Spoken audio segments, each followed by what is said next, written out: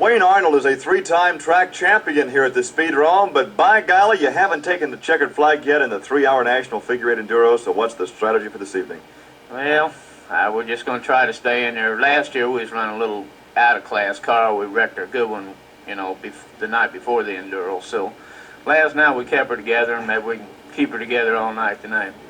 Now, you have a problem the other drivers don't have in that you're really recovering from an accident a couple of weeks ago in a stock car, which caused you some broken bones or broken ribs, a separated shoulder. So what will that do as far as hanging on for 3 hours? Well, I got a little pain in the oval last night, but I didn't get a long enough time to run the 8, but what time I did, it felt pretty good, and I felt pretty good all day in practice. If it don't get to bother me, I'll be all right. If it does, I've got Jim Fox. He's going to relief drive for me, so I think we'll be okay. He's won it once, so maybe we can bring the car in if I can't get in. On a figure-8 course, you guys are going through the crossover every 13, 14 seconds. Is there any spot on the race course where you can rest? No, not with the cars that we're running nowadays. The pro stockers, you can rest down the chutes, but these cars that we're running now, the vets, they just get you down the chute so fast that you're having to hold on all the time.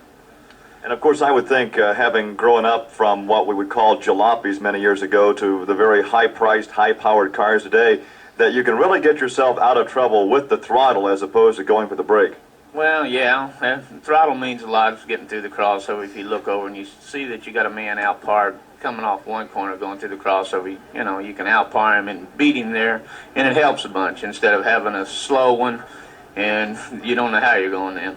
Is there ever a problem, say after 2 hours of racing, where the mind begins to wander off to some other area and perhaps you lose your concentration? Well, some drivers have that problem. That's the difference from good race drivers and bad race drivers. When you start daydreaming, you wreck them. And that's the main thing. You got to hold control over yourself.